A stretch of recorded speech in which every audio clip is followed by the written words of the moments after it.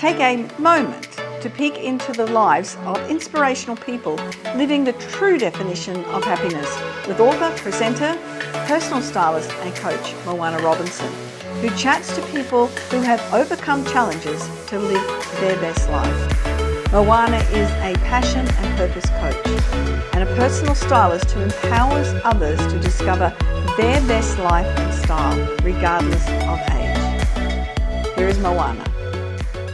I'm taking a moment today with Rita Barbagallo. Rita has kindly agreed to take a moment with me to tell me about some of her interesting life experiences, a challenge that she's had. She's had quite a few challenges, but this is the one we're chatting about tonight. I could talk to her for hours and hours. You won't believe what she has achieved since she had that challenge.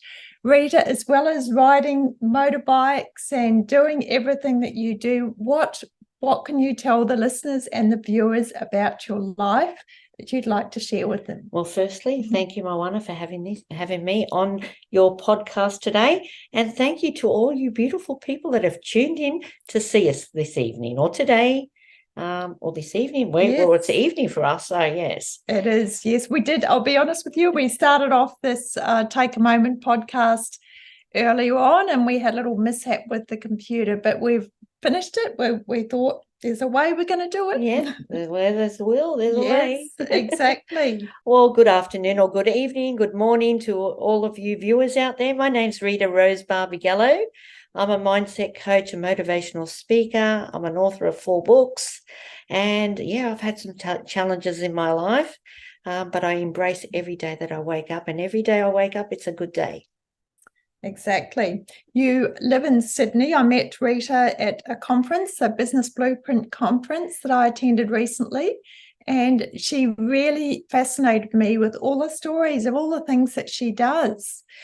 Well, I have 4 companies in Sydney that are active at the moment, and one that's just been put on the side burner until I do a little bit more work and make that happen. But I started off Barbee Barb Children's Entertainment because I was a Barbie impersonator. Yes, you heard it right. You heard it right here. I used to impersonate Barbie. So I used to sing and dance and do magic shows for children, in shopping centres. Love that. Did that for a long, long time. Still have that going today, but I contract a lot of that out to some of the younger girls that are very good, and I train them to do that now. I'm also a magician, so I travel around the globe as a magician. And that's Barbee Barb Magic School, again, under that Barbee Barb logo. And because, look, I look somewhat like a Barbie. No, I'm only joking. But, yeah, I did. That was 35 years ago when I started that. Now I'm 56, and I just I started a Barbee Barb collection, which is a retail outlet, and I actually have I have things in there. I've got 1,000 lines, but makeup, jeans, shoes, chocolate, coffee, jewelry. I personalize a lot of products for people. But yeah, I've got 1,000 items in my shop, individual items in my shop. And I became a motivational mindset coach and a hypnosis therapist in 2019. So I also do that as well. And it's quite challenging, but I'm always up for a good challenge. Well, and you've had a challenge, haven't you? You've had a major challenge when you were very young. Yes, I did. At the age of 11, I got my period. Yeah, you heard right. I got my period. And at the age of, say, 13, 14, but it was closer to 14, I got endometriosis. Now, endometriosis affects 1 in every 10 teenagers, and that endometriosis turned to endometrial cancer when I was just about to turn 18. I had 26 operations in 5.5 years, and yeah, I basically had stage 4 cancer in my early 20s, and they gave me a life sentence of 8 months, but I'm still here. So I went over to Belgium, had a few operations over in Belgium where they said that they could fix me, but they didn't. They actually killed me. I actually had peritonitis. after one operation because they left a sponge in my stomach, not realizing that they did. My husband was still in Australia at the time. I decided to go over and have the treatment on my own. He actually got a phone call from the professor and said that your wife's in big trouble. I suggest that you come over here because we don't know if she's going to make the 24 hours. So eventually he got there and had a lot of x-rays and CT scans. That's when they found the sponge in my abdomen. And that's where I got the peritonitis. And what peritonitis is, it's the poisoning of the blood. So basically they have to drain your whole system out and replace you with new blood. And they did that. And I was in ICU for quite some time. Had to learn how to walk and talk all over again because I ended up having a stroke and a heart attack in the operating room. And I didn't even know who my husband was when he arrived at the hospital. Didn't know who my mother was, my siblings were. And the other thing was that everyone on my mother's side of the family had got Parkinson's in their older years, like how most people get Parkinson's in their older years. The gene was in the system. Well, we didn't realize that I had the gene, which flared up when my body shut down. So these days I live with Parkinson's. I slur and, I shake, but that's okay. I'm not going to let it stop me. I'm not going to let it. It actually makes me stronger. You're such a positive, bubbly person. Thank you. Have you always been like that? I have been. Mm-hmm. I've always been a little bit of a get-goer since I was, very young age. Mm-hmm. Yeah. But I think that it motivates me even more now because people say to me, oh, you poor thing, the sorry, I feel sorry for you, or the sympathy. No, that doesn't run with me. I actually don't like it when people feel sorry for me. I don't like it. No, because you don't want to be a victim. No. Yeah. I know that I went through what I went through. Mm-hmm. And maybe it's just because I'm headstrong and I've always been positive minded. Yeah. But with every tragedy comes some goodness, even though most people out there thinking, well, what's the goodness going to come out of the tragedy that I'm dealing with today, right? But there is. Through COVID, I created so much product, and you're wearing my lipstick today. Yep. I created a whole range of makeup, which I never had time to do before. Lipsticks, eyeshadows, creams, foundations. I did all that through COVID. I never had the time to do that before. So for me, it was very productive. I actually slowed down, believe it or not. So it was good. Well, I think COVID brought out a lot of good. A lot of people have always wanted to do something, and it just forced that into doing what they've always wanted to do. Yeah. Your lipsticks, they are exquisite. Like, I know when we were looking at them yesterday, we all thought they were perfumes. Yes, they do look like a bit of a perfume bottle because they've got like Swarovski crystals and little bling blings all around it to make them stand out. Because as you know, as you're finding out, I like to be unique. Yes, and you designed the packaging. Yes, all of it, all of my design. So even the painting on the packaging, that's all my design. So she's an artist as well. Yes. As well as being a hypnotherapist and a magician and a motorbike rider. And she's looking gorgeous, and you love the Kitten Dearmore. I do love Kitten Dearmore. I do love that. That's definitely a 1950s girl, even though I wasn't born in the 50s. Hey, don't be too hard on me, okay? Yeah, 1950s girl, but I love all the kitten stuff, all that, that classy antique style look, Yes, and earlier this afternoon we were talking about how important it is to love yourself. It is extremely important to love yourself.